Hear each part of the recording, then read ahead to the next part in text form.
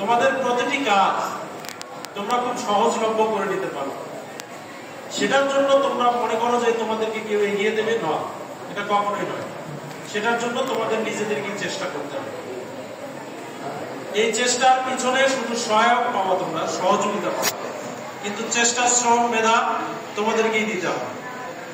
আগামী দিনগুলো তোমাদের আরো উজ্জ্বল হবে, আরো সুন্দর হবে। কিন্তু কিভাবে হবে? আগামী যে এসএসসি পরীক্ষা, যে পরীক্ষায় তোমাদের অংশগ্রহণ করার কথা আগামী এপ্রিল মাসের 10 তারিখ, এই যে এসএসসি পরীক্ষা, জীবনের প্রতিটা মুহূর্ত শুধু হেঁটেই চললাম, কি কাজ করলাম কি করলাম না, সেটার একটা ফলাফল তোমাদের সামনে অপেক্ষামান।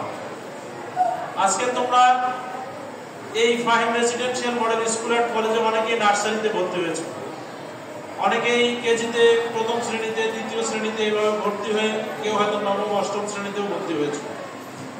আজকে তোমরা 10ম শ্রেণীর ছাত্র, অর্থাৎ এসএসসি পরীক্ষার্থী। আগামী দিনগুলো তোমাদের আরো চ্যালেঞ্জিং।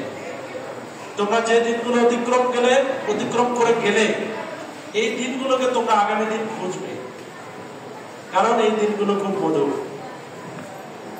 আজকে যাদের সঙ্গে তোমাদের সম্পর্ক, শিক্ষক শিক্ষিকা, ছাত্র ছাত্রী, ছোট ভাই বোন তোমাদের যারা আছে, এই সম্পর্কগুলো তোমরা আজকের থেকে 5 বছর পরে খুঁজবা যে এই দিনগুলো, এই সময়টা যদি আমি ওই সময়টাকে পেতাম, তাহলে আমার জীবন আরো সুন্দর করে গড়তে পারতাম। তো তোমরা তোমাদের এই মুহূর্তগুলোকে কাজে লাগাবে। আগামী দিন যে পরীক্ষা রয়েছে, এই পরীক্ষা কেন্দ্রে গিয়ে যাতে তোমরা এই স্কুলে লেখাপড়া করেছো, তোমাদের আদর্শ, তোমাদের কথা, তোমাদের চলা, সবকিছুতে সেটি যেন প্রস্ফুটিত হয়, এটি আমি তোমাদের কাছ থেকে চাই। তোমাদের কাছে যারাই যাক, যে শিক্ষকই যাক, শিক্ষকের সঙ্গে শিক্ষকের মতো আচরণ করবা। অন্যান্য যারা সম্পর্কিত, চাচা, বাবা, ভাই বোন, আত্মীয় স্বজন, যে সম্পর্কিত তোমাদের, তাদের সঙ্গে সেই সম্পর্কটা স্থাপন যেন থাকে, সেইভাবেই তাদের সঙ্গে কথা বলবে। মনে রেখো, তোমাদের প্রত্যেকটি পদক্ষেপ তোমাদের জন্যই অপেক্ষা করছে। আগামী লক্ষ্য স্থির করার দায়িত্ব তোমাদের। আজকের এই এসএসসি পরীক্ষার মাধ্যম দিয়ে তোমরা একটা ভালো কলেজ পাবো, আর একটি ভালো কলেজে লেখাপড়া করে তোমরা একটা ভালো ইউনিভার্সিটি পাবো, অথবা ভালো যে কোনো একটা জায়গায় তোমরা নিজেকে সেটেল করতে পারো। কিন্তু সেটার জন্য চেষ্টাটা তোমাদেরকেই করতে হবে। পাশাপাশি যে কথাটি না বললেই নয়, মানুষের প্রত্যেকটা কাজের ফলাফল আছে, প্রত্যেকটা কাজে। সেটা জীবনের দৈনন্দিন হিসাব করে হোক, বাৎসরিক হোক, মাসিক হোক, বা অনেক বছর পরে হোক, সেটার ফলাফলটা প্রথমত যে দিক থেকে আসে সেটি হলো ভালো আচরণ। ভালো আচরণটা যদি তোমাদের থাকে, অনেক ভুল ত্রুটি হলেও সেটা সংশোধনযোগ্য হয়ে যাবে।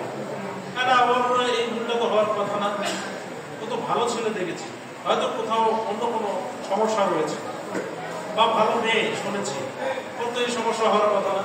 এই বিশ্বাসটুকু তোমরা জীবনে অর্জন করো, সেটা ছাত্র ছাত্রীদের কাছে হোক, শিক্ষক অভিভাবকদের কাছে হোক, বা সামাজিকভাবে হোক।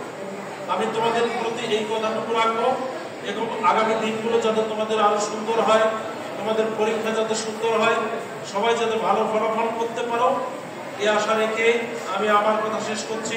সবার জন্য দোয়া ও শুভকামনা, এবং সবাইকে Fahim residential model school and কলেজের পক্ষ থেকে অভিনন্দন এবং ধন্যবাদ জানিয়ে আমি আমার কথা শেষ করছি। আল্লাহ হাফেজ।